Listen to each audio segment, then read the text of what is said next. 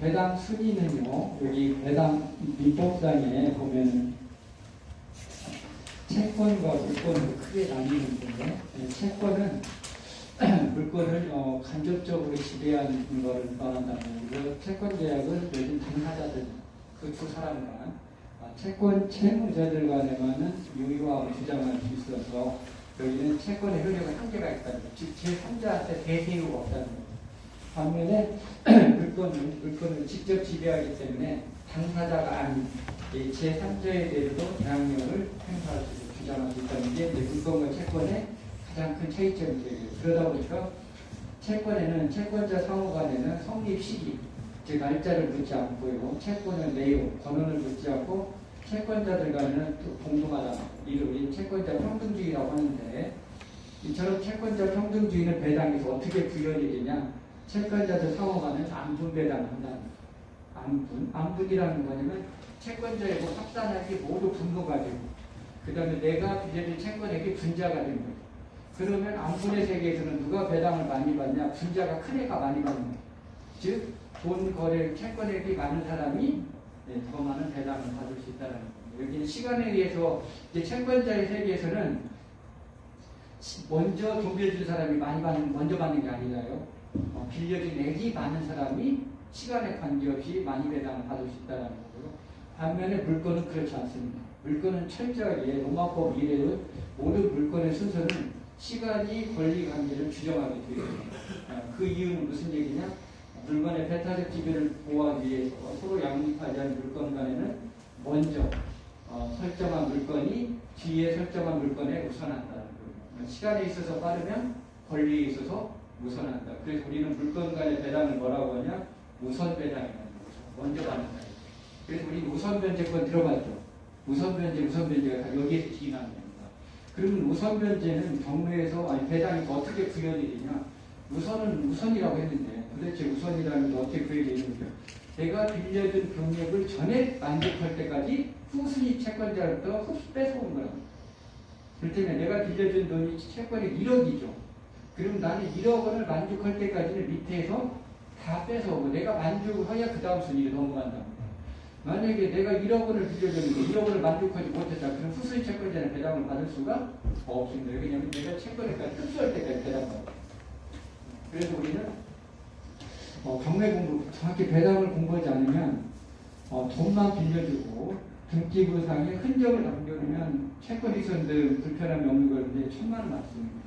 똑같이 동거래하고 어느 분은 한 푼도 못 받는 거 있고 어떤 분은 매각대금에서 가장 먼저 돈을 받을 수도 있답니다.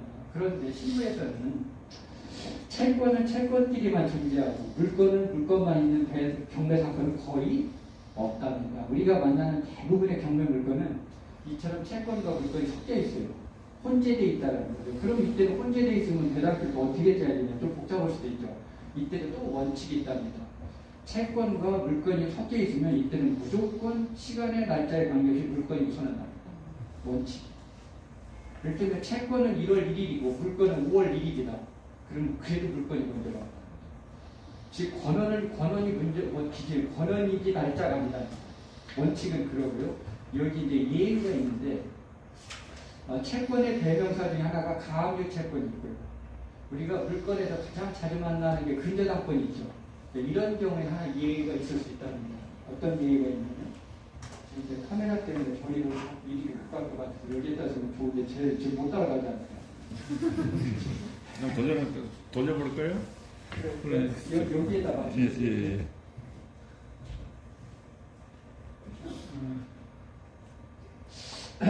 제가 사이버대에서 강의하는데 사이버대 카메라는 자동으로 돌아가요. 근데 참 이게가 정말 이게가 어떻게 보면 효율이 좋긴 하는데 제가 처음 3년 아니죠. 최초의 사이버 강의를 찍었을 때는 2010년도 초반이었습니다. 2012년 13년도 그때는 스튜디오에 들어가면은 그 카메라맨이 따라왔어요. 그래서 스튜디오에 보면 저하고 카메라만 둘만 있습니다. 그래도 저는 수업할 때 이렇게 많은 사람들이 교감도 하고 상호작용도 해야 되는데 카메라맨하고 나하고 둘이 사실 카메라맨이 경매를 모르잖아요. 제가 수업을 하면 이 사람이 끄덕거리기도 하고 공감도 해야 되는데 카메라맨 고정시키고 돌고 앉았어요. 이 친구가 지금 말을 이해하는지 안 되는지 그랬는데 다음에 갔더니요 그 카메라맨들이 안 보여요. 이제는 모든 게 무인 자동화 돼가지고 이제는 스튜디오에 들어가면요 카메라만 설치되어 있고 저만 있어요. 그리고 PD는 밖에서 교정실에서 워크숍 교정 컴퓨터로. 정말 우리나라가 대단한 것 같아요. 그런 기계화가. 그런데 그래도 옛날에는 좋은 카메라맨이라도 있었는데 지금은 카메라만 저만 뚫어지고 있는데 얘가 이해를 하는지 알 수가 있어요. 이렇게 알아듣는 건지 뭘 이 얘기를 하면 알았다는 반응이 없어요.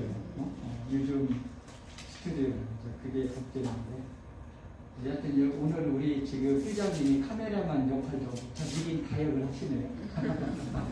보겠습니다.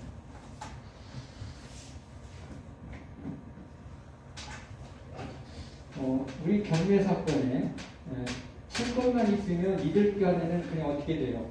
그냥 안분배당하면 되니까 큰 문제 없잖아요. 그죠? 그 다음에 또 물건들만 있으면 이 친구들은 등기상의 설정이 순서대로 등기상의 설정이 빠르면 먼저 우선 배당 지금 수요를 해서 이렇게 배당되는데 실제 경매 사건은 채권만 있고 또는 물건만 있는 사건은 거의 없습니다. 대부분의 사건은 이 얘가 다 섞여 있고 혼재되어 있습니다. 혼재되어 있는데 그럼 이때는 배당은 어떻게 짜야지 원칙이 이때는 원칙이 있습니다. 큰 대원칙은 이처럼 물건과 채권이 혼재되어 있으면 물건이 채권에 우선합니다. 혼재식이 관계없이. 근데 여기 이제 원칙이 있다라는 것은 우리가 또 예의라는 말도 볼 수 있죠. 예의 중에 이런 게 있다. 이게 채권 중에서 가장 자주 만난 채권이 가압류 채권이 있고, 그 다음에 물건 중에서 가장 자주 만나는 게 근저당 채권이 있을 수 있죠. 그런데 이런 경우는 어떻게 있냐는 거죠. 1순위로 가압류 채권이 1월 1일 날 되어 있습니다. 얼마에 되어 있느냐면 1억 원 되어 있고, 그 다음에 두 번째로 근저당이 2월 1일 날 설정이 되어 있고, 얼마에 되어 있냐면 1억 원에 되어 있다는 겁니다. 이때 낙찰 금액이 만약에 2억 원이다. 그러면 배당금 안 짜도 된다겠죠. 채권자들한테 그냥 지급하면 되니까. 그런데 우리는 통상적으로 배당은 낙찰 금액이 채권에게 부족한 경우를 하겠죠. 그러면 1억 5천을 가지고 2억의 채권자들을 만족시킬 수 있는 사람은 없잖아요. 그러면 이때는 이 1억 5천을 배당을 어떻게 해야 되냐. 이런 거. 이때도 똑같습니다. 여기도 일단은 얘는 시간은 빠르지만 얘는 채권이죠. 얘는 시간에 뒤지면 물건이죠. 그러면 일단은 원칙은 얘가 먼저 받습니다. 근저당 원칙은. 그런데 여기는 조건이 있다는 거예요. 어떤 조건이냐? 얘가 근저당이 가압류가 먼저 받는 게 원칙인데 이 채권은 채권인데 무슨 채권이에요? 그렇죠.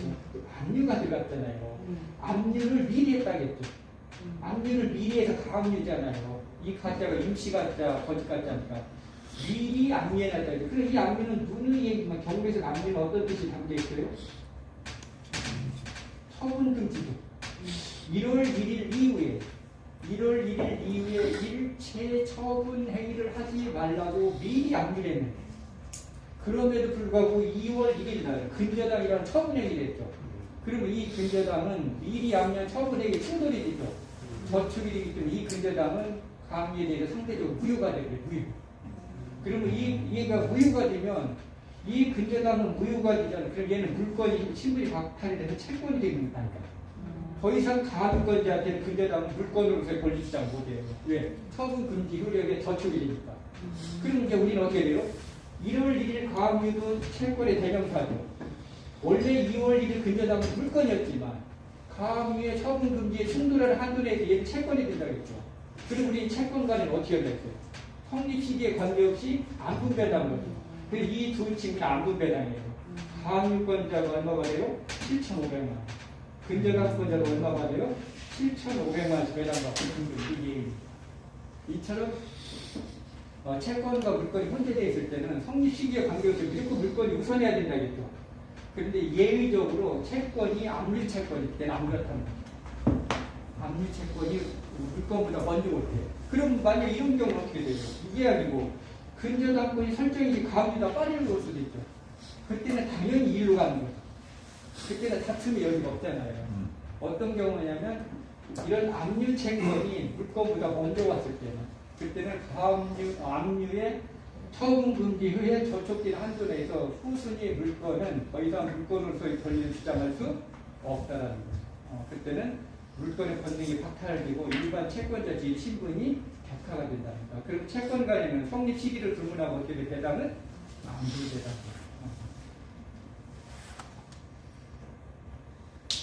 그러면 이제 응용 부분이 하나 있어요. 이런 부분이 있답니다.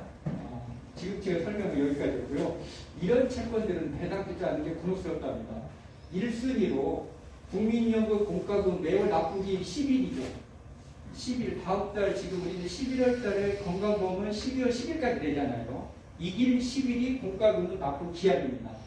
공과금의 납부 기한이 국민연금 납부 기한 2월 10일이고 근저당 설정일은 3월 1일이에요. 그 다음에 세금의 법정 기일은 4월 1일이라는 거예요. 보세요. 그러면 이런 경우는 어떻게 되냐면 공과금은 근저당권보다 공과금하고 근저당은 이 납부 기한하고 근저당 설정일은 우열관계를 따진답니다. 그럼 얘가 먼저 갔죠. 그 다음에 저당권하고 조세는 근저당 설정이라고 이건 법정 기일이거든요. 법정 기일을 따지면 얘가 빠르죠. 그럼 근저당이 우선합니다. 그런데 일반 세금하고 공과금은 무조건 세금이 우선한다. 예, 무조건. 그럼 어떤 일이 생기냐? A는 B보다 빠르고 B는 C보다 빠르죠. 또 C는 A보다 빠르죠. 그럼 어떻게 돼요? A는 B보다 빠르고 B는 C보다 빠르고 C는 A보다 빨라요. 그럼 대답도 짜요, 못 짜요? 못 짭니다. 이렇게 되면 순환이 꼬리를 물고 이어지죠. 그러면 이 세 사람의 채권자를 우리는 뭘로 보냐? 일단은 이 전체 집합을 채권을 봅니다. 이 세 사람 채권을 보면 어떻게 해야 돼요? 이 세 명 일단 안부 배당합니다. 전체. 그리고 나서 2차로 A와 B는 물건으로 봅니다. 물건, 이 두 사람은. 시간의 무혈관계가 있잖아요. 그럼 1차 안분 배당 결과 항시 안분은 채권액을 만들고 없는 게 안분에 생기잖아요. 그러면 안분한 결과 부족한 금액을 얘는 얘한테 흡수합니다. 일단은 공과금이 1,000만 원인데 1차 안분 결과 500만 원만 배당받았죠. 그러면 얘는 근저당까지 흡수할 수 있는 최대 한도가 얼마예요? 500만 원. 그래서 반대하고. 그 다음에 2차로 얘하고 또 흡수를 합니다. 얘도 1차 안분은 결과 부족한 금액이 있을 거 아니에요. 그 금액을 얘한테 흡수합니다. 또 얘하고 3차 흡수를 합니다. 얘는 1차 안분하고 부족하게 이렇게 뺏어와요. 이걸 우리는 뭐라고 하냐? 정부에서 배당의 가장 고급 이론은 1차 순환하고 그 다음에 당사자 간에 흡수한다고 해서 순환 흡수 배당. 이게 사실 우리 배당이 제일 어려운 배당이. 말을 제가 간단한 걸 얘기했지만 복잡한 걸 들면 이 순환이 몇 번씩 나오고요. 수도 없이 채권자가 많으냐. 저희 딱 3명만 끌고 들어갔으니까 순환이 3번 나왔죠. 만약에 채권자가 6명 있을 수도 있죠. 그럼 6번 순환시킬 수도 있고 한다는 거죠. 그래서 배당 나중에 좀 들어가면 엑셀로 짭니다. 우리가 옛날 법원의 종사자들은 정말 공부를 많이 했답니다. 늦은 시간까지 이걸 다 수기로 짰습니다. 근데 지금은 컴퓨터가 짜니까 일장 일단 있다. 옛날에 법원 공무원은 개장하신 분은 이런 거 잘 알아요. 그분이 온몸으로 고생해서 서기겠잖아요. 근데 지금 이제 선배들 입장 매뉴얼들 하다 보니까 요즘 이제 법원 종사자들은 한계가 있습니다.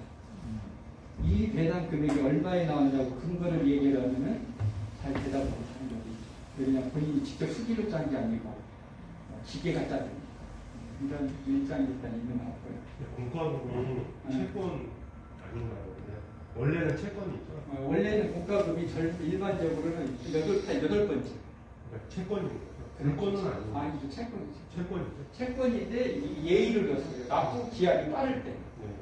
네. 되게 여기 주니까 그걸 말할 것도 없지. 네. 근데 이제 이번 제가 예를 들게 납부 기한이 얘보다 빠르다는 사전. 실제 이런 내용을 가지고요. 이것만 오늘 기억하면 돼요. 이건 제가 개인적으로는 이렇게 얘기해서 이 내용은 혹시 저기 책에도 있는데 이건 카피를 해서 별도로 그냥 메모리 조금 해서 그 코팅을 할 때 해서 이제 자기 수첩에다가 꽂아놓습니다. 이게 무슨 얘기냐? 혹시 오늘 수업을 들었으면 효과는 있어야 되잖아요. 성과는. 왜냐면 지금까지는 지인들이 돈 빌려달라면 그냥 돈 빌려줬죠. 앞으로는 이거 보고 잠깐 화장실 갔다 와서 보고 빌려줘야 된다니까. 내가 지금 어디에 해당되는지. 그래서 돈을 빌려주고 못 받을 수도 있고 하니까요. 전에는 우리가 이런 원칙을 모르고 순위를 모르니까 돈 빌려주면 다 받는 줄 알았는데 그렇지 않습니다. 봉거래했는데 여기 마지막에 있는 분이 되게 제가 파란색을 줬죠. 근데 실제 우리 경매 배당은 요거에 끝나요. 요거 등을 여기까지. 검정색은 여러분들이 거의 만나지 않습니다. 우리 배당이 딱 90%면 열의 9은 제가 파란색 표기역의 배당. 요거. 네. 보세요. 경매는 낙찰이 되면 낙찰 금액에다가 그 다음에 부수 비용들을 더한 게 배당할 금액이죠. 그 금액에서 집행 비용을 먼저 공제하게 되죠. 이 집행비에 배당할 금액에서 집행 비용을 제일 먼저 공제합니다. 이걸 뺀 금액이 실제 배당할 금액 가지고 여기서부터 배당을 실제로. 근데 아마 여러분들이 배당 수기 두 번째 못 들은 친구 같은데 이런 친구. 그런데 처음 듣지만 용어는 다시 있죠. 이 주택관리에 사용된 필요비비 유익비. 우리가 일상적으로 쓰는 용어는 아니지만 그렇게 전혀 생경하지 않습니다. 이 친구가 어디선가 한 번쯤은 조우를 했던 것 같아요. 어디서 했어요? 강명진 변호사한테. 유치권의 또 다른 이야기. 우리는 유치권 하면 전형적인 유치권 어떤 걸 떠올려요? 공사대금 채권. 그런데 유치권은 공사대금만이 아니고 이건 어떤 채권이냐면 한정을 시켰잖아요. 이런 채권이라는 거예요. 주택관리에 사용된 필요비 이거 뭐냐? 임차인이나 전세권자가 그 집에 계약 기간 동안 거주하다가 그 집에 수리비 지출한 경우 있었죠. 그 비용 유치권을 인정될 수 있습니다. 원래 수리비, 필요비는 누가 부담해야 돼요? 집주인이. 원칙은 집주인이 비율이었는데 집주인이 실제 이 집에 거주하지 않잖아요. 그러니까 긴급함을 세입자가 더 느끼잖아요. 그러니까 비용에는 두 가지로 난다면 반드시 그 수리 비용을 지출해야 되는 경우. 이걸 필요비. 반드시. 그 다음에 또 어떤 수리비는 지출해도 안 해도 되는데 지출함으로 인해서 건물의 가치가 올라갈 수도 있죠. 이걸 유익비라고 합니다.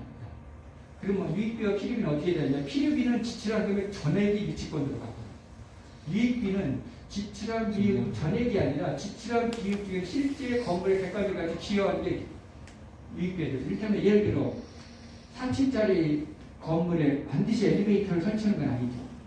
엘리베이터를 설치하고 입주인의 편의라든가 건물의 일반적인 가치 평가에 대해서 고려의 대상은 되지만 엘리베이터 설치 비용은 반드시는 아니거든요. 근데 이런 경우 원래 엘리베이터 설치 비용이 5천만 원 나왔는데 실제 건물의 증가는 3천만 원 됐다. 그러면 이익비는 3천만 원이 5천이 아니라. 근데 반드시 이 집을 수리를 해야 돼요. 이를테면 천정위에서 비가 새고 있어요. 이것은 수리를 해야 되잖아요. 이것은 유익비가 아니죠. 이건 필요비잖아요. 그럼 여기에 지출한 비용은 전액. 그런데 실제 법원에서는 주택관리에 사용된 필요비를 2순위로 줬는데 실무에서 2순위로 배당 기준은 거의 없답니다. 왜냐하면 이건 두 가지 엄격한 요건을 갖춰야 됩니다. 일단 임차인이 지출한 비용이 유익비인지 필요비인지 검증이 돼야 됩니다. 그 검증을 해야 되고 그 다음에 배당료 종결까지 신청을 해서 검증해야 되는데 이게 만만치 않거든요. 그래서 사실 이 제도는 유명무실하고 그래서 실제는 우리는 배당에서 뭐 이건 난리였을 거예요. 우리 많이 던지고 있죠. 소액 임차인 최우선 변제가 여기서 등장합니다. 우리 현행 경매에서 최우선 변제가 행사할 수 있는 딱 세 사람이죠. 주택 임차인, 상가 임차인, 근로자. 이분들이 상식. 그 다음에 여기 세금. 세금 중에서 그래 당해세라는 거 뭐냐면 현재 경매 진행 중인 부동산 중에서 국세와 지방세 6가지의 세목은 소액 임차인의 최우선 면제를 제외한 나머지 모든 채권자보다 먼저 배당해요. 이걸 우리는 뭐라고 하냐면 당해세 우선의 원칙이다. 다행인 것은 당해세는 6가지만 있습니다. 국세 3가지, 지방세 3가지, 국세, 상속세, 증여세, 종부세, 지방세 재산세, 자동차세, 지역자원 시설세만 단위세를 인정해요. 나머지 부가세, 소득세는 단위세가 아니에요. 그 다음 오늘 강의는 제가 여기까지만 할 거고, 여기는 보세요. 5번은 선생님들이 알고 있는 낯익은 친구들이 다 나옵니다. 누굽니까? 담보물권자, 유사 담보물권자, 전세권자, 저당권자, 담보가등기는 저당권도 그러죠. 확정일자에는 2차권도 우선변제권을 인정해주죠. 그 다음에 세금 중에서 당해세가 아닌 애가 5순위랍니다. 당해세는 얘보다 먼저 가요. 근데 실제 우리 경매사건의 배당이면 3, 4, 5를 이고, 그리고 그 다음에 이론적으로는 일반 임금채권, 최우선변제 해당되지 일반 임금채권이 6번째. 그 다음에 담보물권보다 얘보다 늦은 국세 지방세 징수, 얘보다 늦은 애. 그 다음에 아까 8번째 보험유익제, 하세 공과금들이죠. 얘들이 실제 순위는 8번째. 그런데 원래는 8번째이지만 납부 기한이 얘보다 빠르면 어떻게 돼? 2기 간다. 납부 기한이. 그리고 여기 기억하세요. 우리 배당이 제일 마지막. 가압류 채권, 가압류. 그 다음에 일반 채권자들, 공증받고 판결로 가는 채권들이 있고, 배당 제일 끝입니다. 그 다음에 여기서 보세요. 확정일자 안 받은 임차인은 배당 수가 어떻게 돼요? 배당 없으면 배당 배제. 확정일자를 안 받으면 그리고 어떻게 돼요? 자살, 그 자해입니다. 그 다음에 차유증 쓰면 배당 수이 몇 수입니까? 배당 못 받습니다. 배당 못 받습니다. 차유증만 받습니다. 차유증의 원인 서류를 가지고 가압류하면 9순위. 차유증의 원인 서류 가지고 근저당 설정은 5순위가 돼요. 그렇죠. 순수 차유증만 가지고 있는 경우죠. 이런 경우는 경매 배당이 참여할 수 없습니다. 배당에서 배제가. 근데 지금 이 내용을 배당 순위를 얼핏 1순위에서 9순위까지 봤잖아요. 그럼 우리는 동거래에서 가장 불안한 동거래가 위험한 동거래가 뭐예요? 동거래 가장 위험한 동거래. 차유증 갖고 동거래를 하거든요. 차유증만 받는 경우. 그죠? 그래서 우리는 경매를 공부하면 되게 집에 가면 이제 장롱에 차유증이 한 1조에서 2조씩 있잖아요. 그럼 우리 그래가지고 올 겨울에 불수시개를 쏟아보면 참 효력이 순수 차유증. 차유증 자체를. 그 차유증이 어떤 채권의 원인 소를 낼 때는 효력이 달라지지만 차유증이 종결자가 되면 안 된다. 원인이 돼야 되는 거지. 걔가 결과가 됩니다. 그 다음에 차유증보다 나은 동거래가 뭐예요? 가압류. 그 다음에 가압류보다 나은 동거래. 근저당. 근저당보다 나은 동거래. 돈 안 빌려.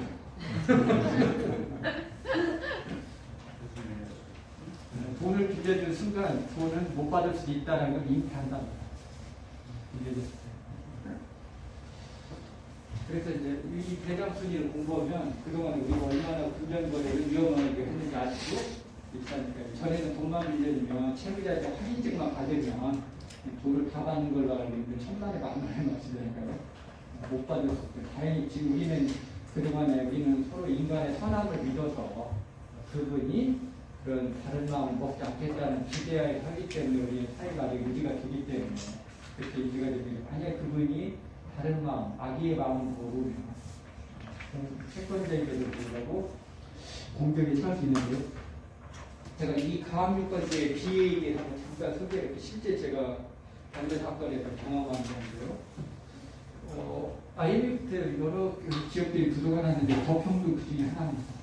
거평도 부도가 났었는데 그때 이제 거평의 회장이 아마 지금 논현동에 옛날 뉴월드 호텔인데 지금 뉴월드 호텔이라는 호텔 이름 바뀌었죠. 교보생명 사거리에 있는 아주 거기 보면 거평그룹의 사원아파트를 처음에 짓게 있답니다. 사원아파트로 시작했다가 나중에 임대로 전환이 됐어요. 거평이 부도나니까 그 거평에다가 돈을 빌려준 그 금융기관에서 아마 그게 저축은행이 제가 알기로는 한솔저축은행이 거평그룹에 200억 원을 빌려줬어요. 200원이 아니라 200억. 200억을 빌려주고 어떤 연인이 법인인감을 못 받았습니다. 그럼 이게 무슨 말이에요? 200억을 빌려주고 법인인감을 못 받으면 이 채권은 무슨 채권이에요? 가압류 채권이 되는 겁니다. 저당권을 못 오는 거죠. 물건이 되면 법인인감을 당사자의 동의서를 받아야 되는데 채무자의 동의서를 못 받아 이게 물건과 채권이 이 차이예요. 채무자의 동의가 되면 물건이 됩니다. 동의해줘. 내가 받다 돈 빌린 거예요. 그걸 우리는 인감으로 대신하잖아요. 그래서 모든 은행은 돈 거래하고 채무자한테 뭘 받아요? 인감을 받아요. 저작권 물건을 설정해서. 우리나라 은행이 아파트 담보로 돈 빌려주고 가압류원 은행은 존재하잖아요. 그 은행은 문 닫아야 됩니다. 그래서 여하튼 그 한솔종금은 종합금 지금 종금이 다 사라졌죠. IMF 전에는 나라종금이 중앙종금이 이 종금이 최고의 그 실제 서울대 경영학과 경제학과 나온 애들도 한국은행을 안 가고 이런 데 갔다 여기 제일 세서 제일 급여가 많이 들었기 때문에 그렇다고 하는데 지금 이제 역사 속에 뭐 뒤안기로 사라져 있지만 그 한솔 종금이 200억을 빌려주고 여하튼 근저당을 설정을 못하고 가압류는 채권자 일반으로 할 수 있습니다. 가압류는 당사자 채무자가 동의하지 않더라도 채권 거래 내역만 가지고 법원에 인정해서 그래서 이 가압류는 유한한 거잖아요. 채무자의 동의 없이 채권자 일방의 의사가 반영이 된 거니까. 그런데 근저당은 채무자의 동의가 된 거죠. 그래서 권한이 더 센 거고요. 이제 거평만 부도난 게 아니라 200억을 빌려주는 한솔도 못 뛰었으니까 얘도 부도난 거예요. 한솔 종금도. 그러니까 한솔 종금 채권을 누가 당하냐? 파산관제의 예금보험공사. 예부가 이 채권을 그대로 양수받아가지고 대신 예부가 경매를 드립니다. 언제? 2003년 5월달에. 청구 금액 200억을 넣으면 집행비용이 얼마 나오냐? 그때 당시 돈으로 1억 3,700 나왔어요. 저는 집행비용이 1억 3,700이 없어서 경매 200억. 청구금액 200억이면 집행비용 1억 3,700 나왔어요. 근데 그때 아파트 한 동을 통으로 경매놨어요. 사원 아파트. 그럼 어떻게 되냐? 시지은 세 채가 모두 다 낙찰이 되고 대금을 납부해야 배당이 정해집니다. 근데 이것도 조심해야 돼요.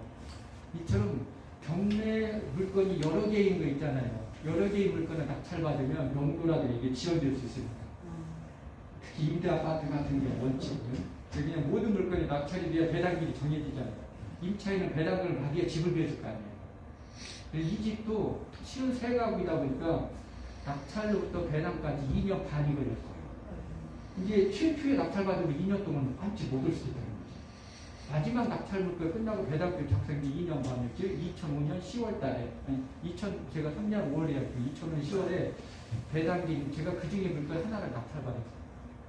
그래서 저는 뭐가 궁금했냐, 도대체 예고가 200억을 빌려주고 배당기일은 얼마 배당받는가 궁금했어요. 얼마 배당받으면서 6,700만 원. 6,700만 원. 임차인보다도 덜 받았어요. 왜 그러냐면 가압류 채권이고 그래도 제일 주의소. 앞에 있는 얘들이 다 훔쳐버렸다는 거예요. 낙찰금액을. 여기서 다 깎고 나가고 잉여가 있을 때 이리 왔다니까. 그 돈이 얼마냐? 예납 비용보다 적어도 예납 비용은 1억 3,700인데 실제 이분들이 배당받은 게 7,700이었을까? 제 기억이 맞다. 6,700에 7,700. 9천만. 그때 임차인들의 보증금이 보통 8,900이었어요. 임차인들의 보증금보다 덜 받았어요. 200억을 빌려주고. 이게 뭐예요? 가압류까지 제가 제 눈으로 보던 가압류까지 기회라니까. 근데 우리는 일반적으로 가압류만 해도 어떻게 돼요? 아까 처분기 효력이 있어요. 근데 채무자를 강력하게 압박할 수 있다는 실질적인 집행결정에 들어가면 가압류는 어떻게 돼요? 중풍 낙엽처럼 지위가 흔들릴 수도 있다는 거죠. 여기 중요한 것만 제가 좀 더 추가 설명할게요. 이건 그렇고요. 모든 경제 사건을 보시면은요, 이 집행 비용이 법원에 조정표가 있어요. 이건 우리가 고민 안 해도 돼요. 우리는 뭐만 아는가 하면 정확히 원리금만 아는 거예요. 내가 받아야 될 때. 그리고 만약에 받을 때 원리금이 5천만 원이다. 그럼 집행 비용은 최소입니다. 예납비 133만 9천 원을 내야 해요. 이거 나중에 추가 납부를 더 해야 돼요. 왜 그러냐면 경매 신청 시에는 모든 부동산의 감정가를 24만 원으로 표준화시켰거든요. 근데 감정료는 부동산 가액에 연동하게 됩니다. 실제 감정평가가 감정했더니 2억짜리 연립주택하고 20억짜리 다르잖아요. 그래서 처음에는 이 경매 신청 당시는 법원에서는 서류상으로만 경매 개시 결정을 인용하다 보니까 실제 부동산 가액을 알 수 없잖아요. 그래서 법원에서는 접수 당시는 감정평가를 최소 비용만 받는다니까. 그러다가 나중에 이제 평가사가 실수를 했더니 부동산가에 높아질 때 그걸 추가 납부를 해야 돼. 대신 이 비용은 경매 신청 시 최소 비용이죠. 이거는 그 다음에 이제 대개 이자가 붙으면 어떻게 되냐. 내가 원리금이 5천만 원 딱 던지는 채권은 없잖아요. 단단히가 붙으면 걱정 안 해도 돼. 그때 이런 조건은 만약에 내가 받아야 될 때 7,735만 9,990원이다. 그럼 여기로 들어가면 돼. 이렇게. 이 80만 3천 원 더하기 1,900원. 7,700 얼마에서 5천만 원 빼고 그걸 10만 원으로 나눠서 곱하기 1,000원 하면은 실제 집행비용이 나온답니다. 여기도 마찬가지예요. 이건 모든 법원에 가면 경매 그 접수관들이 있죠. 실무관들이 왔는데 이분들이 조경표를 보고 다 즉석에서 알려주고 그랬더니 우리는 채권자 입장에서 내가 정확히 원금과 이자가 얼마인지 경매 신청의 당시 그 금액만 하면 거의 보지를 해줍니다. 그 금액을 예납해주고 대신 이 내용, 이 집행비용은 낙찰 금액에서 어떻게 제일 먼저 돌려준다. 그 다음에 아까 얘기는 필요비 유익비. 이거 실질적인 두 번째 순위입니다. 필요비 유익비라고 저당으로 제3취득자라는 거 임차인이나 전세권자를 말합니다. 그분들이 그 부동산에 계약기간 동안 거주하면서 그 부동산의 보증과 계량을 위해 지치는 필요비 유익비는 매각대금에서 제일 먼저 돌려받을 수 있다. 집행비용 제일. 여기 실제 이 물건은 거의 유명무실. 왜 그러냐면 제가 20년 동안 경매하면서 딱 한 번 봤어요. 20년 동안 경매하면서 필요비 유익비로 배당기 사례를 제가. 물론 제가 뭐 모든 대한민국 경매 사건을 다 보는 건 아니기 때문에 제가 한 건 보고 아직 오도감을 쓸 수는 없지만 그래서 여기 시사점은 있죠. 그래도 저는 경매 풀타이머잖아요. 직업이 경매를 저도 20년 동안 한 번 봤다면 선생님들한테는 위람되고 조심스럽지만 제가 아마 자연 수명을 마감할 때까지 못 볼지 몰라요. 왜냐면 선생님들 파트타임을 경매를 하잖아요. 그래서 제가 실제 사례를 하나 소개해드리겠습니다. 바로 이 사례입니다. 제가 처음이자 지금까지 마지막으로 목도했던 필요비 유익비 임차인이 필요비 1순위를 배당받았죠. 얼마에 대해서 85만 7천 원. 85만 7천 원. 그런데 놀랍게도 이 물건의 낙찰 금액은 얼마냐? 131억짜리. 매각대금 131억. 도곡동의 빌딩입니다. 도곡동의 빌딩에 김태훈 씨가 어떤 분이냐? 임차인과 지하에 사는 보증금 6천만 원. 이게 건물 지하에다 보니까 막 결로라든가 뭐 습기라든가 곰팡이가 좀 이게 좀 안 좋았던 것 같아요. 그러다 보니까 뭐 건물주한테 이거 해달랬더니 건물주 지역에 실거주로 하지 않으니까 직접 거주자만큼 이 부분에 덜 민감하죠. 그냥 세입자가 김태훈 씨의 자비로 공사를 한 것 같아요. 그 비용에 대해 인정받은 거죠. 필요가 저는 이제 여기서 이제 농담이지만 내가 만약에 법원에 사법보좌관 했다면 이 배당금을 사법보좌관 있자거든요. 그 같으면 필요비 유익비를 한 8천만 원 줬을 거 아니에요. 그래서 낙찰가가 131억이잖아요. 그죠? 이게 1,300만 원이 아니에요. 저도 처음에 1,300만 원짜리 용이 계속 나오더라고요. 낙찰가 131억이면 이분한테 툭툭 띄어줘도 되니. 근데 왜 이렇게 조금 띄어줬나 모르겠어요. 그러니까 이분이 양심적인 그런 것 같아요.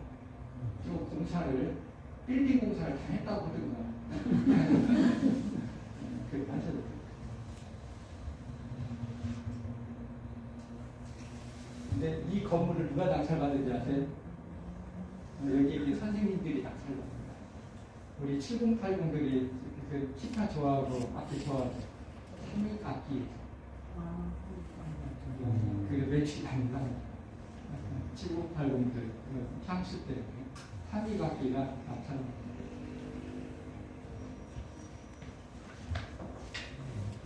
그다음에 이제 우리 실제 우리 배당하면은 가장 많이 등장하는 최우선 배당 이름하여 소액 임차인들이죠. 우리 실내에서는 딱 세 사람만 허용합니다. 주택 임차인, 상가 임차인, 근로자. 이 세 사람들 간에는 동순입니다. 위열관계가 똑같아요. 여기 최우선 배당 특혜를 준 사람까지는 똑같은 거죠.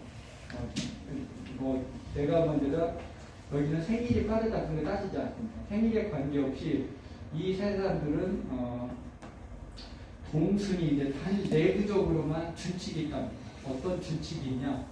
주택 임차인과 상가 임차인은 실제 배당할 금액의 2분의 1 넘기지 않는다.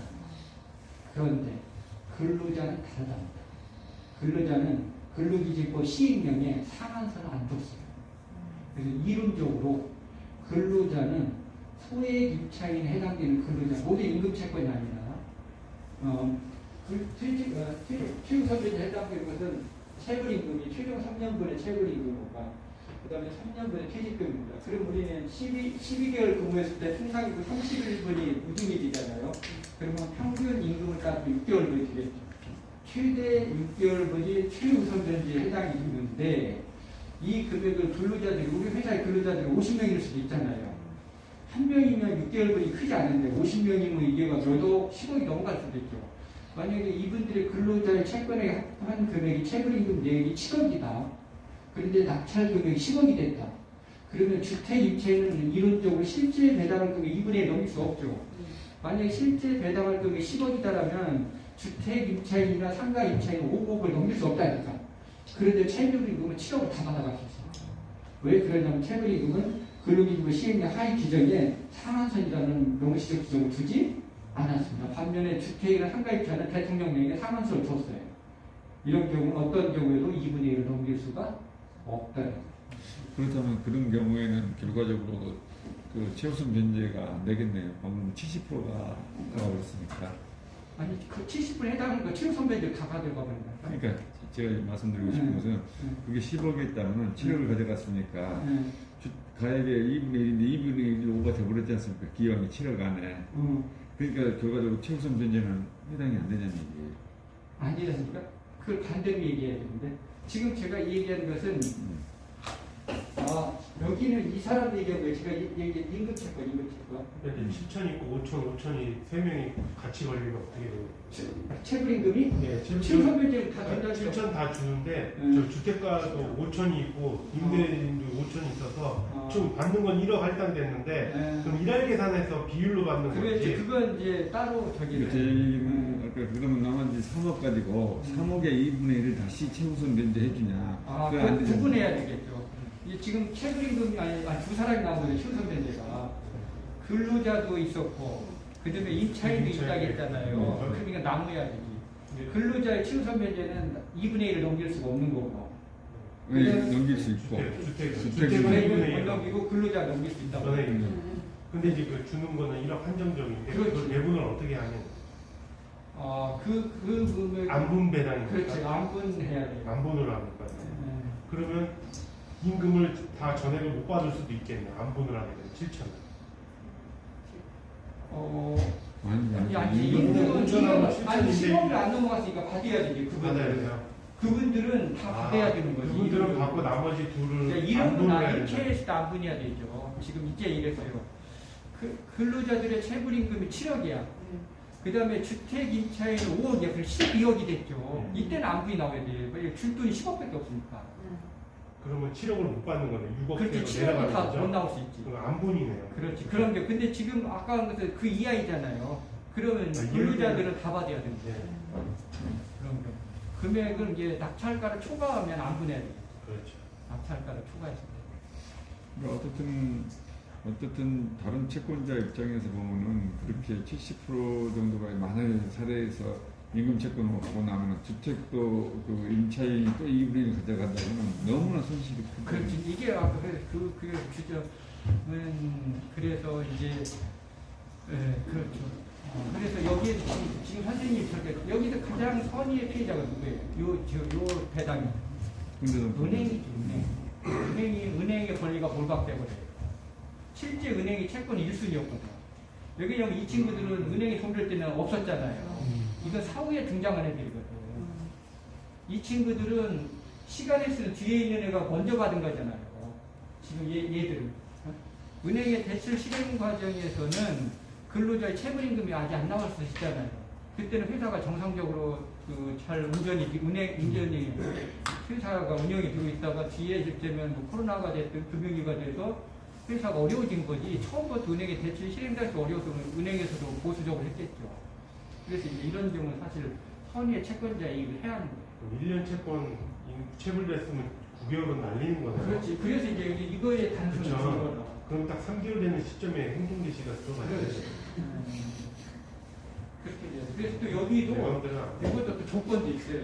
그래서 이제 보면은 여기 이제 밑에 예제가 좀 이제 들어가는 것도 어려운 부분인데 이런 게 있기 때문에 근로관계가 이미 종료됐다면 종료 시점부터 소속하여 3개월사이에 지급된 때 임금체금 미지급 이를테면 예인데 2014년 12월 1일 퇴직한 근로자가 11월 달은 받았대요. 그리고 10월부터 8월 3달 못 받아줘. 이 8월 달 빼야 된다는 거잖아. 퇴직일 기준으로 3개월인 거지 못 받은 건 3개월이 아니라. 무슨 말인지 아시죠?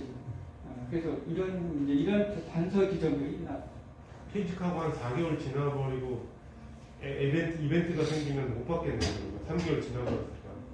아니 그건 아니죠. 아니 그건 아니 못 받은 게 임금 채권 소멸시효가 3년이에요. 그러니까 3년이에요. 그건 관계없고. 그거는 이제 네, 그거는.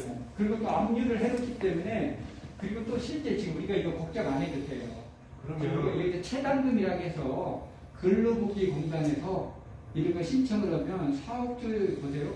사업주의 건물을 경매해서 돈 받는 거 1년 이상이 걸리죠. 그렇지만 나는 당장 가지고 생계를 유지해야 되잖아요. 이때는 국가가 개입을 해요. 국가가 사업주를 대신해도 대신 지급 이걸 체당금이라고 해요. 이 치우선배한테 한돈에서. 그리고 근로복지공단이 경매에서 대신 배당에 참여해서 부사권 행사합니다.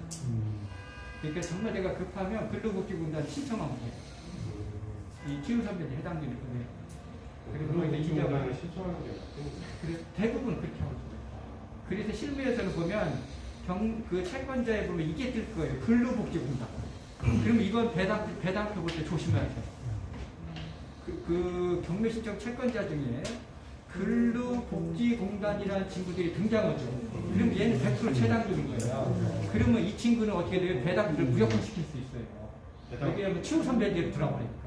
무슨 얘기냐면 근로복지공단의 가압류, 근로복지공단은 가압류를 하게 되어 있어요. 그럼 우리가 아까 가압류는 어떻게 공부했어요? 여기서 오해하면 안 된다는 거예요. 근로복지공단들은 체당금 넣을 때 가압류를 들어오거든요. 그럼 여기를 보면 우리가 근로복지공단이 제일 우선이더라. 근데 얘들이 1위로 와야 돼요. 그래서 근로복지공단으로 가압류가 되면 조금 긴장이 됩니다. 그래서 액면 그대로 해석하면 안 돼요. 얘들이 최단금이면 9순위가 아니라 3순위를 끓여야 됩니다. 그럼 어떻게 돼? 나는 지금 임차인이잖아요. 여기잖아요. 그러면 근로복지공단에 내 권리가 상실해버린다니까. 그러면 우리는 어떻게 돼요? 근로복지공단이 배당을 안 받으면 선순위 임차인 돈 다 받는 걸로 배당 낙찰가를 적어냈는데 선순위 임차인 미배당이 생길 수 있죠. 그러면 어떻게 돼요? 나는 빨리 법원에 불허가 신청해야 돼. 이거 불허가 되니까. 불허가를 하지 않으면 보증금을 내가 떠나야 되니까. 그런 일이 있어요. 여하튼 제가 얘기하는 건 뭐냐면 근로복지공단이 나오면 이건 일반적인 체크를 해야 된다. 거의 치우선별제관의 최강등을 그럼 회사가 임금을 줄 때 과거 거 안 주고 최근 걸 먼저 주면 회사 입장에서 유리하겠네요. 그렇죠. 악용할 수도 있겠네요. 어떻게? 그러니까 7, 8, 9, 10을 연체했는데 7을 안 주고 12월 거를 먼저 주는 거죠. 그럼 다음 거는 먼저 줘도 되니까. 아까 같이 저 사례 저렇게 해주셨잖아요. 그 사업자한테 물어보세요. 네, 사업자 위주로. 지금 그걸 지금 수업해 주셨잖아요.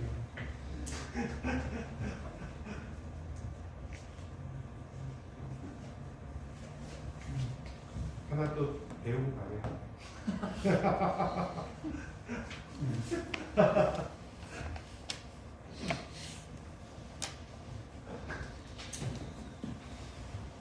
그 다음에 여기 최우선변제 관련해서 한번 볼게요. 임차인이 최우선변제와 여기 우선변제, 여기 이천 김혜선 씨라고 하는 분인데요. 이분이 보증금이 5천만 원이에요. 그러면 2010년도가 최우선변제 기준연도죠. 그러면 서울 지역이면 2010년도는 보증금이 7,500만 원 이하일 때 2,500만 원까지 최우선변제 받을 수 있어요. 그럼 이분은 이 조건에 충족했죠. 근데 권리관계는 2010년도가 말소 기준금이 19년도니까 낙찰자한테 대항이 없었죠. 그렇지만 이런 경우 이분은 1순위로 최우선변제로 2,500원 받아요. 그리고 나머지 2,500만 원은 확정일자를 받아요. 확정일자. 그럼 우선변제를 또 받을 수 순서가 오면. 그럼 이런 경우 우리가 배당표를 두 가지로 기대할 수 있어요. 일단 이분은 2,500만 원은 보장이 돼요. 왜 낙찰가가 얼마 나왔냐면 15억 나왔잖아요. 그러면 최우선변제 15억에 실제 배당할 금액이 15억이면 7억 5천이죠. 2,500만 원 있는 이렇게 아무리 많게 7억 5천 안 나올 거 아니에요. 그럼 일단 이 사람은 비록 후순일지라도 2,500을 확보했다. 그럼 제가 무슨 얘기냐면 지난 시간에 제가 명도 공부했죠. 이분은 대학력이 없더라도 일단 2,500을 배당 받으니까 명도 제한이 없다는 거죠. 만약에 최악의 이분 여기 2,500만 원 못 받을 수도 있죠. 그럼 우리가 명도라고 하면 이분은 100% 이렇게 얘기고 2,500만 원 주면 나간다. 이분이 희망사항인 거죠. 대학력이 없기 때문에. 그럼 이분이 끝까지 이렇게 2,500만 원 못 받아서 못 나간다고 하면 이분은 나머지 법원에서 최우선변제 받은 2,500만 원도 나한테 빼앗길 수 있잖아요. 부당이 되고요. 근데 결국은 이분은 나중에는 조금 이사비를 주면 2, 3일 정도 준다고 하면 결국 원만하게 합의가 된다는 거예요. 근데 이분은 다행히 낙찰가가 워낙 높아서 그런지요. 이분은 나머지 2,500만 원 받았더라고요. 근데 이제 순서는 완전히 하늘과 땅이 돼요. 2,500은 최우선변제로 1순위로 받고 나머지 확정일자는 이 순서대로 또 이 순서 따져야 되잖아요. 그렇게 해서 실제 제가 배당표 봤더니 16번째를 받았어요. 아니 이때 당시 2000년대예요. 7,500이 아니라 2,000만 원. 2010년도였죠. 이때는 그러니까 6천에 2천인가요? 2천을 최우선변제로 받고 최우선변제. 나머지 3천만 원은 우선변제 여기 써있잖아요. 확정일자고 임차인. 우리가 확정일자고 임차인 여기 배당 순위에서 몇 번째라 했죠? 5번째라 했잖아요. 유사상품권자라고 해서 여기 확정일자 임차인 있죠. 5순위잖아요. 5순위. 이렇게 받았는데 실제 이분이 배당표상에는 앞에 있는 사람이 그렇게 많았다는 거예요. 몇 번째를 받았다는 거예요? 순서가 16번째. 그런데 소액 임차인 때 소액 임차인 최우선 1순위라. 일단 2천만 원은 최우선변제 받고 나머지 3천만 원은 우선변제를 받아서 이분은 전액 5천만 원 다 받았죠. 그래서 이분은 실제 낙찰자가 이분한테는 이사비 하나도 안 줬습니다. 줄 의무는 없잖아요. 줄 없고 명도가 됐어요.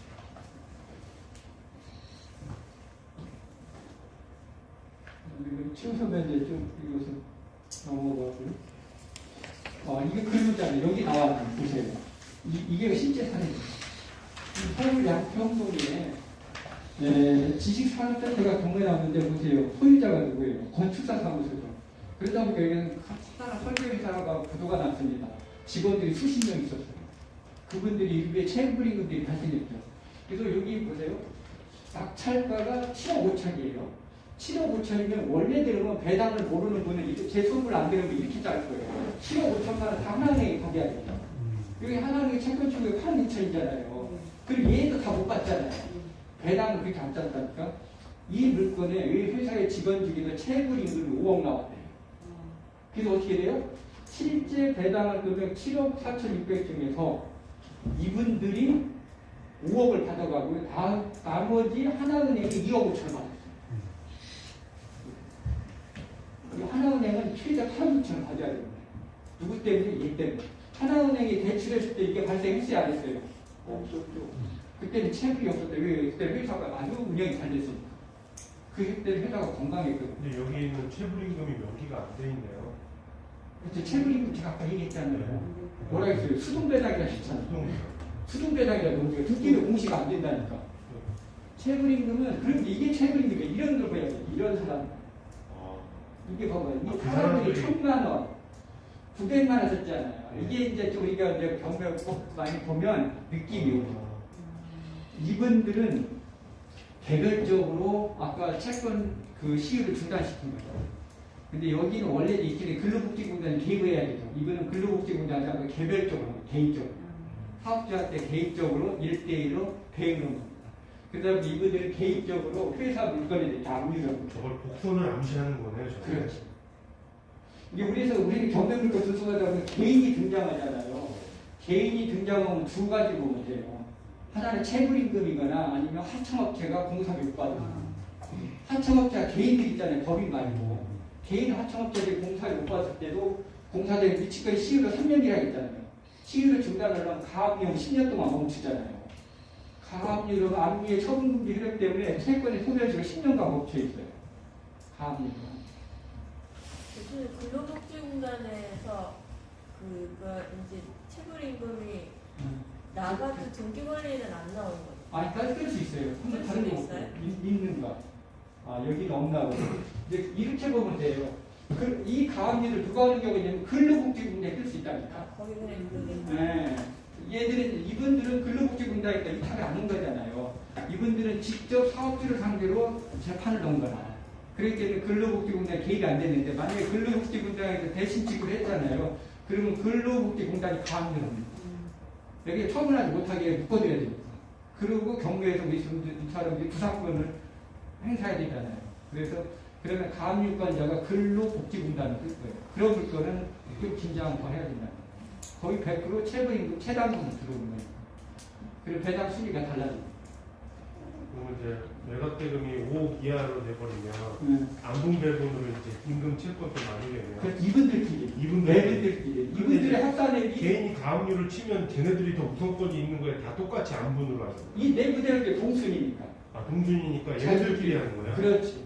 아, 그러면 저기 얘네들 이걸 가압류를 안 하고 나머지 안 한 애들이 있을 거 아니에요? 그래도 똑같아요. 아까 아, 배당을 그거는 해야 돼, 걔들 대신. 아, 얘네들은 전액해주는 거예요. 그렇지. 이제 여기 보세요. 똑같은 체류링이라도 가압류 한 사람과 안 한 사람하고는 권리가 똑같아요. 네. 그런데 차이점은 있죠. 가압류 한 사람은 배당률을 안 해도 되잖아. 안 해도 이걸 인정해주지. 와, 그럼 전액 그런데 가압류를 가압류하지 않은 사람은 반드시 배당률을 해야 돼요. 배당률 종길까지 내가 체류링금 피부상인데 배당률 하니까 이걸 얼마 받아요? 배당 배지. 하나도 못 받아요. 무슨 말인지 아시죠? 이것은 그리 제가 수등배당에서 몇 번 강조했어요. 수등배당이 있는 입찰이 배당률을 하지 않았을 때는 배당에서 배제되고 그분이 배당도 안 하면 수수의 채권자 누군가 이익을 얻을 수 있죠. 그분을 상대로 부당이익을 청구할 수 있다 없다? 못한다.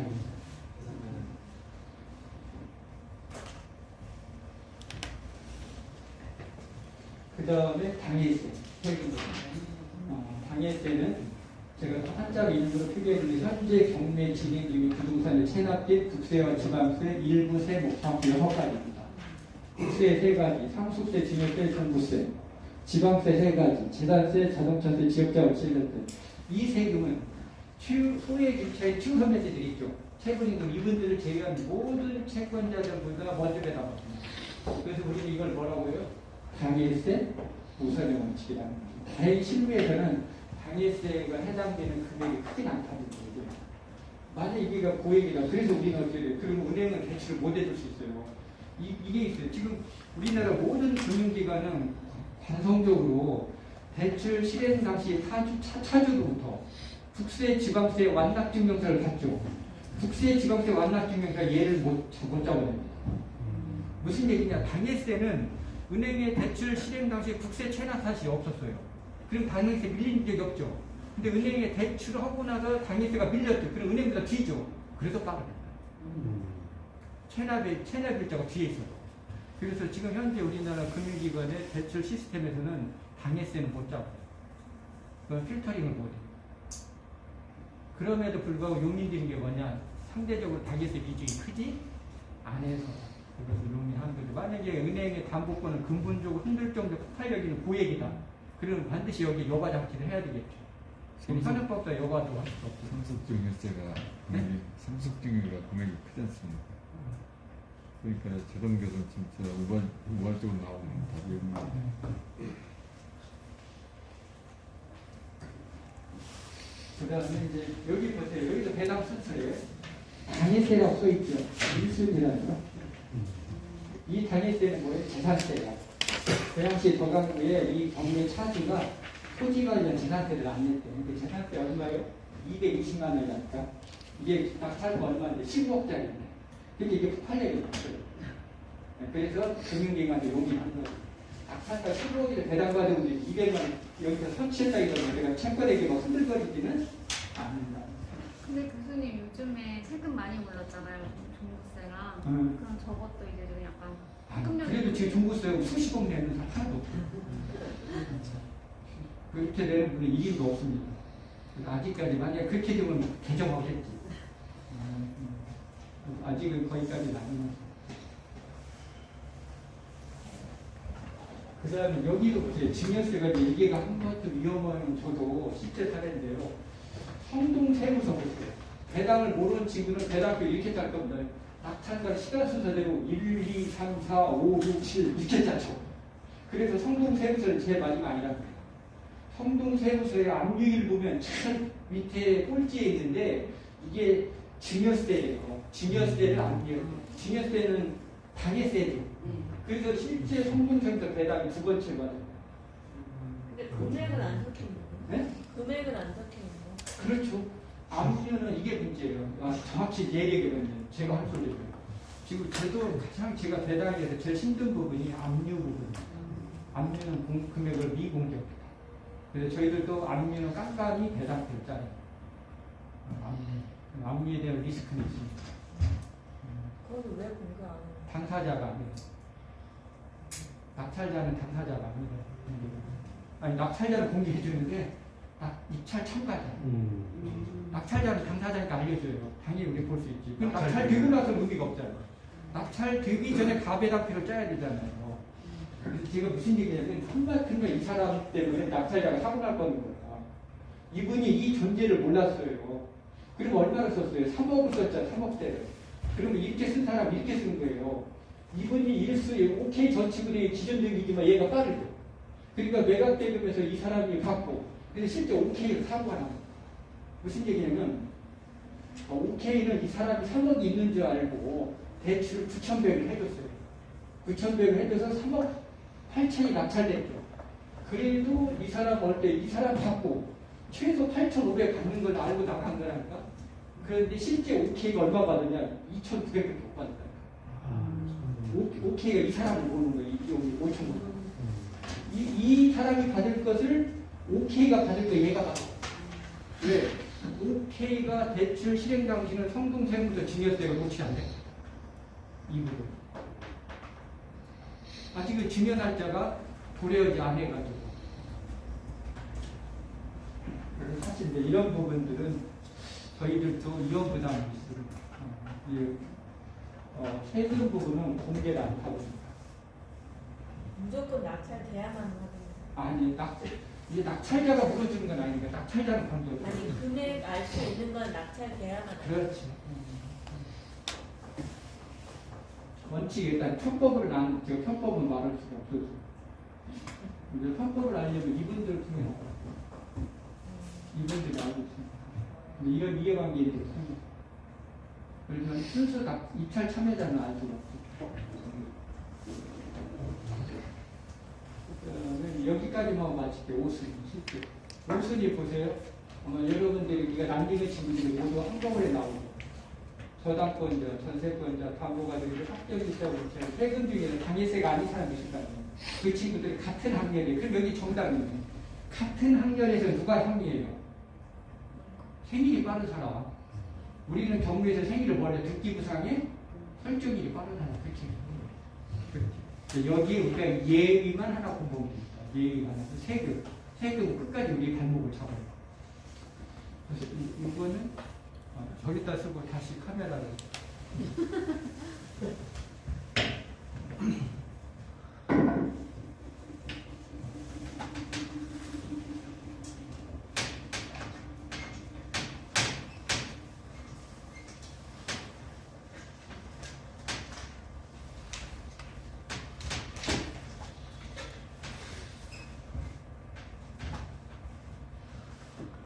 지금까지 강의한 거 종합하도록 하겠습니다. 그러면 우리는 권리분석 첫걸음은 말소 기준등기를 이해하는 거라겠죠. 권리분석 첫걸음. 그 다음에 우리 경매 권리분석의 마지막은 오늘 공부한 배당이 되죠. 배당. 이게 우리 경매 알파와 오메가입니다. 경매에서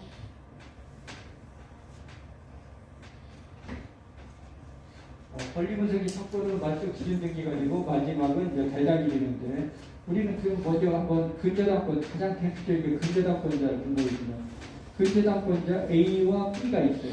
A와 B가 있는데 A는 설정일이 1월 1일이고 B는 설정일이 2월 1일이에요. 그러니까 A와 B는 기준등기가 될 수 있죠. 기준등기 한 명만 되죠. A예요, B예요. 기준등기. A. 왜 A는 기준등기가 되죠? B는 제치고 왜 A가 돼요? 그렇죠. 등기상의 설정일이 얘가 빠르잖아요. 이 얘기는 무슨 얘기냐? 근저당권은 등기상의 설정일 우열관계로 기준등기 유무를 둔답니다. 그러면 결국 근저당권 이제 A와 B는 근저당 설정의 궁극의 목표는 채권 회수예요. 채권 회수 우리 배당이라고 합니다. 그러면 A와 B 중에서는 배당 순서는 누가 빠르나요? A가 빠르죠. 왜 A는 B보다 빠르죠? 그렇죠. 등기상의 설정일이 빠르다는 이 얘기는 무슨 얘기냐? 우리는 근저당권은 설정일 하나만 하면 권리분석 알파에서 오메가까지 해석이 다 돼요. 말수 기준등기에서도 배당 순위도 다 짤 수 있습니다. 네, 이거 이해가 없습니다.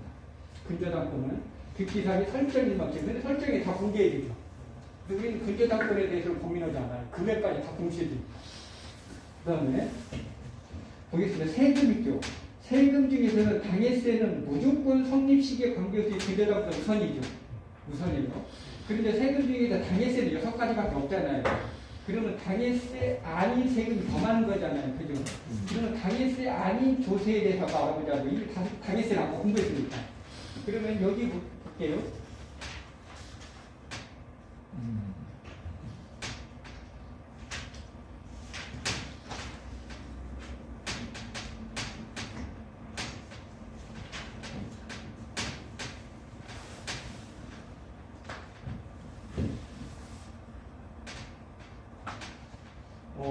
근저당권의 설정일은 2월 1일이고요.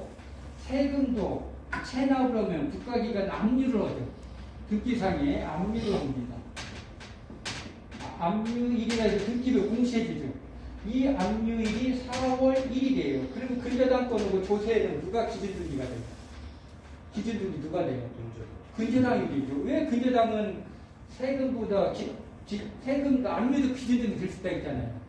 우리 말수 기준등기에서 저당권, 근저당권 압류 나오잖아요. 압류한 세금도 기준등기가 될 수 있는데 왜 이 물건은 이 친구는 기준등기가 아니고 얘가 기준등기가 되죠? 그렇죠.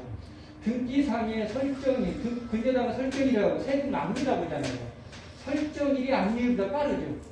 그래서 기준등기는 얘가 기준등기가 됐잖아요. 그러면 결국 국가기관이 압류한 궁극의 목적도 채권 회수에 있죠. 그러면 배당 순서는 근저당하고 여기는 2월 1일이고 여기는 압류일이 4월 1일이면 배당 순서 누가 빨리? 확인해봐야 돼. 압류 내용. 그렇지. 여기에서는 테스트 마크가 된다. 이게 문제가 된다. 이게 당연히 얘가 빨려야 돼요. 여기 4월 1일이니까. 그런데 국가기관이 배당에 와서는 말을 바꿔버린다. 모든 경매 사건의 생사 여탈권을 해석하는 말수 기준 등기는 국가기관이 인정했어요. 등기부에 공시를 하겠다고. 등기부에 공시는 압류일이잖아요. 등기부에 공개된 날이 4월 1일이기 때문에 얘가 기준 등기를 인정했습니다. 그런데 배당에 와서는 압류일로 해야 된다는 얘기죠. 여기는 똑같이 승리 일관했는데 여기서는 뭘 봐? 압류일이 아니라 우리가 다소 생소한 굉장한 용어가 등장합니다.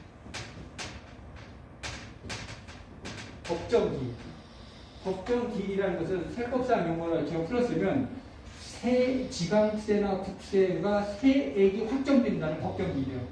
그리고 우리 세액이 확정이 크게 두 가지고 있죠. 납세 의무자가 신고했을 때 세액이 확정되는 국세가 대표적인 거죠.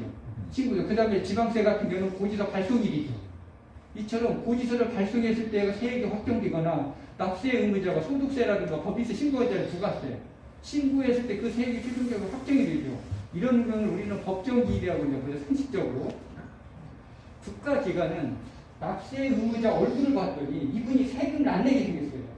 그래서 고지서를 발부하기 2년 전에 그 사람 부동산을 미리 압류해 놓을까요? 아니면 고지 세액이 확정이 됐음에도 불구하고 여러 차례에 걸쳐서 납부를 부탁해도 안 냈을 때 마지막 수단으로 압류할까요? 그렇죠. 말하는 사람이 정신이 혼미한 거예요. 이 얘기는 무슨 얘기냐? 당연히 얘가 빠졌다는 거다. 그런데 문제는 실무에서 법정기일 미공개랍니다. 뒤에 있는 압류일은 공개입니다. 그래서 우리는 대략 부탁 때 조심해야 돼요. 법정 기일로만 보면 얘가 설정 압류를 보면 근저당이 먼저 배당받는 건데 실제 미공개 압류를 추적했더니 1월 5일이래요. 법정 기일. 그러면 날수 기준 등기는 근저당이 기준 등기인데요. 배당은 세금이 먼저 받고 근저당이 두 번 쳐받아요. 날수 기준 등기는 얘가 1번이고 얘가 2번이고. 이게 우리가 신기해서 배당 때 가장 그룹을 들려면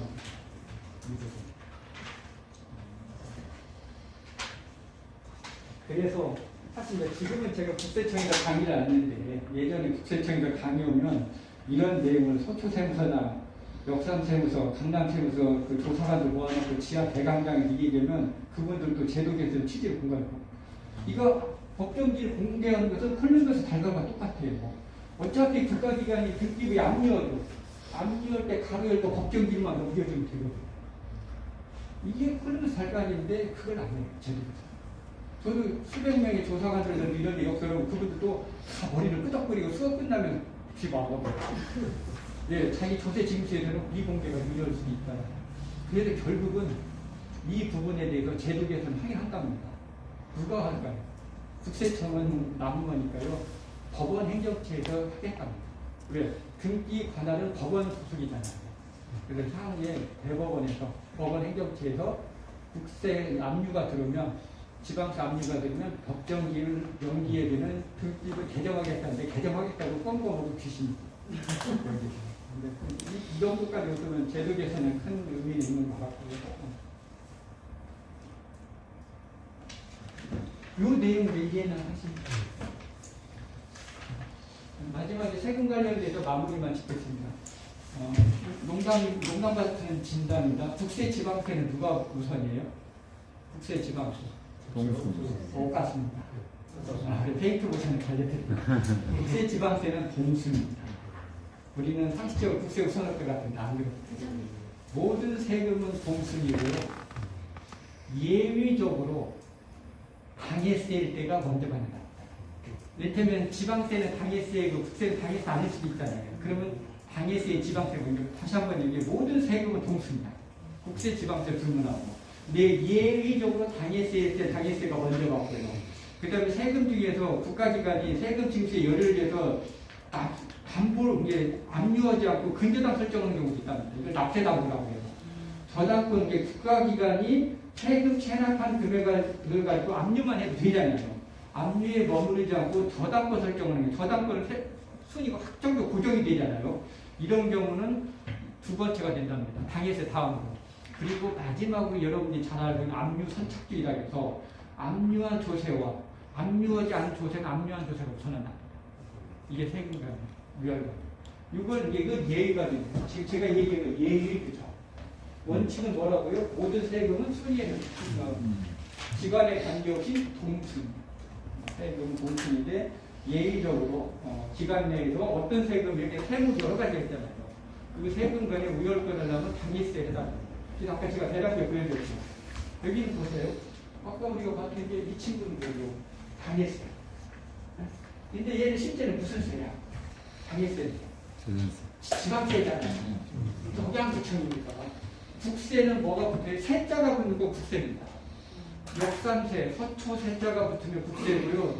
지방자치단체 226개의 지자체명이 붙으면 지방세예요. 그러면 이거는 세자가 안 붙었잖아요. 그죠? 그러니까 지방세인 거지. 지방세이지만 당일세이기 때문에 1순위를 받았다니까요. 국세가 먼저 받는 게 아니에요. 네. 그거는 공매에 나온 거는 국가 세금 안 내서 나오는 게 공매인데 그거는 다른 똑같은 순서는 지금과 그 차이가 나라의 세금 안 내서 네. 그 세무서 뭐 이런 데가 아니, 1순위가 그렇지. 아니야. 그것 아니에요. 그러니까 뒤에 순위가 배당 순위는 우리같이 돼야 돼. 배당 순위. 우리처럼. 그거는 쉽게만 이렇게 하면 돼요. 공매 의리기관이 우리는 경매는 대개 누가 의리를 해요? 경매는. 금융기관.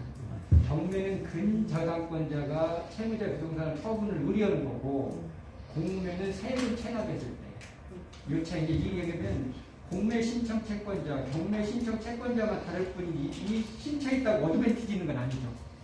이분들의 어드밴티지 유무는 권한으로 따져야 되는 거죠. 만약에 어드밴티지 있는 거죠. 그 채굴인 거.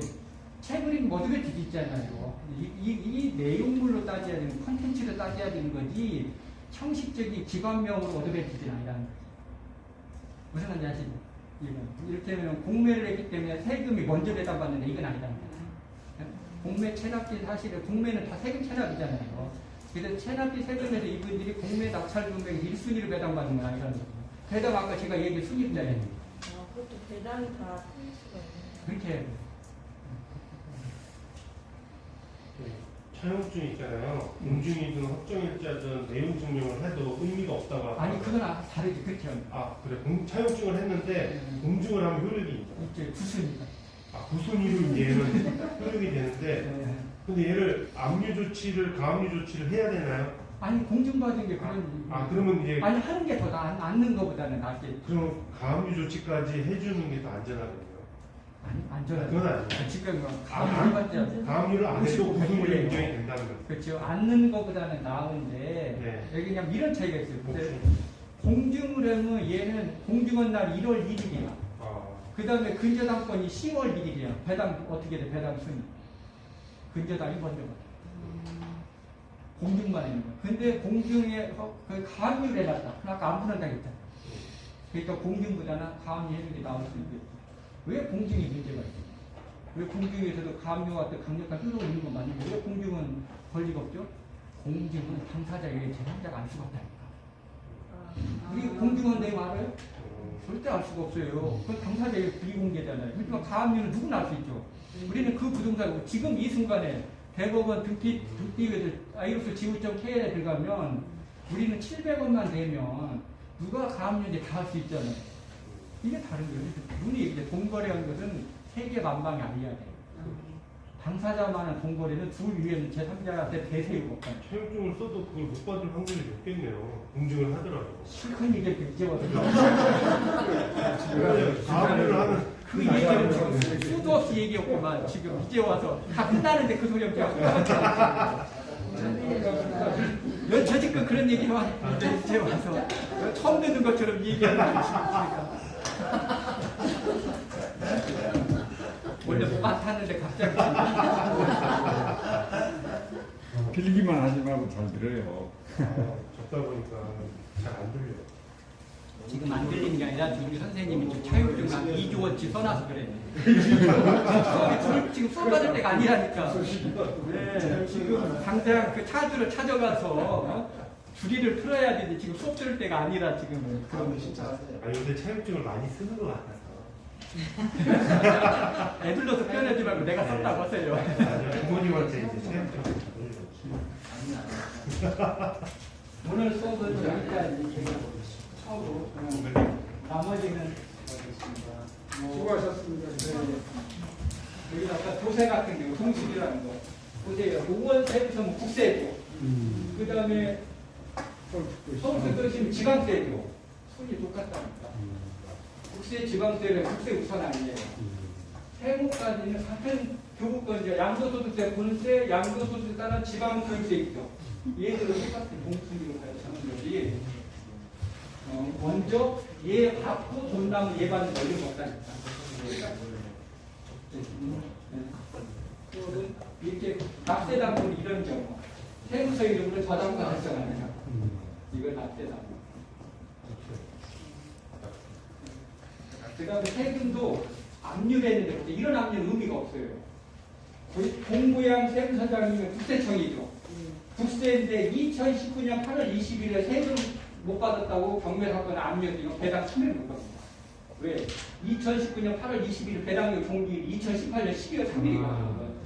배당료 종기일 위에 아까 배당 치료가 된다니까 안 돼. 저는 이렇게 공부양 세무서장을 이해를 못해요. 왜 이게 아마 손실 처리하려고, 증빙 서류로 감사에 대기하면 그러려고 했던 것 같은데, 실제 앞에 국세 혈세 남기 실익이었네. 그러다 오늘 하루 일단 진짜 여기까지 하고, 나중에 하여튼 제가 처음 시작할 때는 3개월이 참 길게만 느껴졌는데요. 지나고 나니까 좀 깜짝할 때 지나가는 시간이었던 것 같은데요.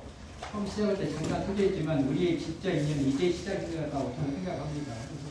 선생님들이 망망대해 홀로 노를 젓는다 생각하지 마시고 이 14기 같이 그다음에 거기에 저와 부장, 추부장 연주를 하면서 같이 힘을 합해서 노를 젓는다고 하면 아마 큰 폭풍은 끓지 못해도 자고 비바람 이겨내지 않을까 생각하면서 오늘 졸강을 마치겠습니다. 고맙습니다.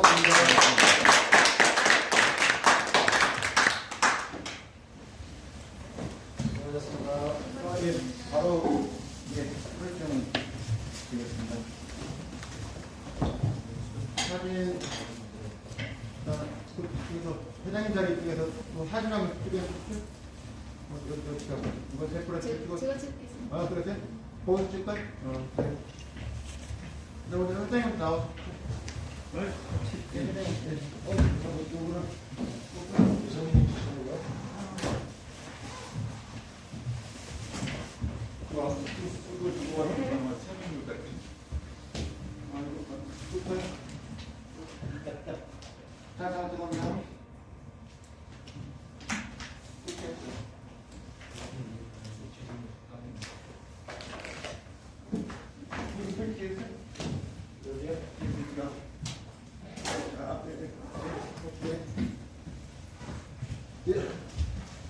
중 성명 김동현 과장면 매경 실전 정례 마스터 과정 14기 기간 2020년 9월 24일부터 2020년 12월 3일 이 사람은 매경기 부동산 아카데미에 수반하는 매경 실전 정례 마스터 과정을 성공적으로 수료했기에 이 증서를 수여합니다.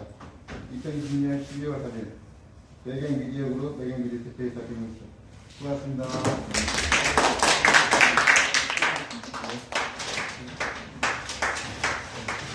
하나, 둘, 셋. 문장이 먼저 나오시고요.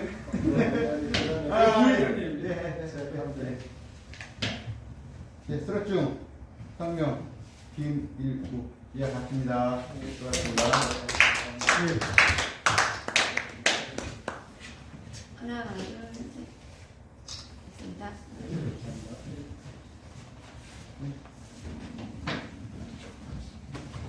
네, 수락중 성명 김광덕 이하 같습니다. 수고하셨습니다.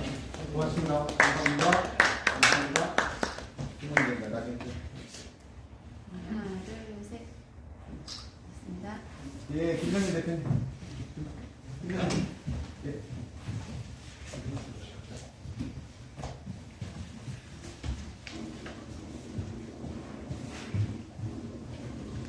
네. 수락중 성명 김성민. 네. 시작하겠습니다. 하나, 둘, 셋. 됐습니다. 네. 신나와 대표님. 예, 수락중 성명 김상우. 예, 시작하겠습니다.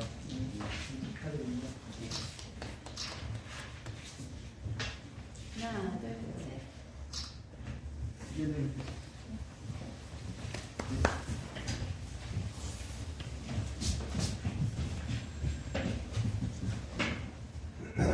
네, 수락중 성명 이한정 예약했습니다. 고맙습니다. 선배님. 하나, 둘, 셋.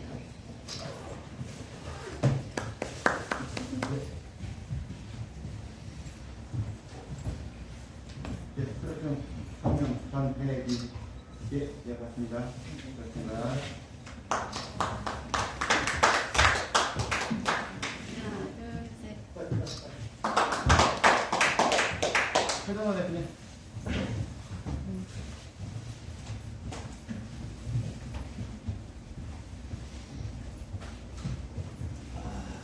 수락중 성명 최성복 예약했습니다. 고맙습니다. 네.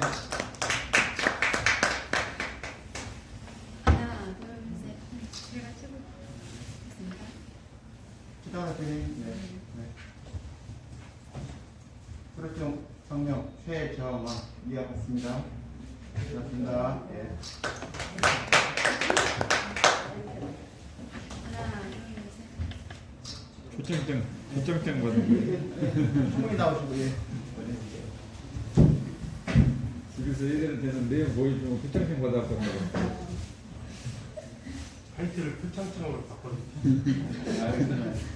수료증 성명 이희진.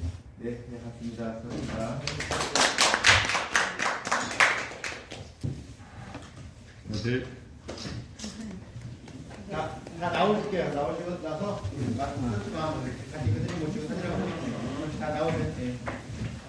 나와서 카메라 찍었던 거로 이거 찍고 이렇게 어디 있어? 이걸로 찍었어? 네. 다 나오세요.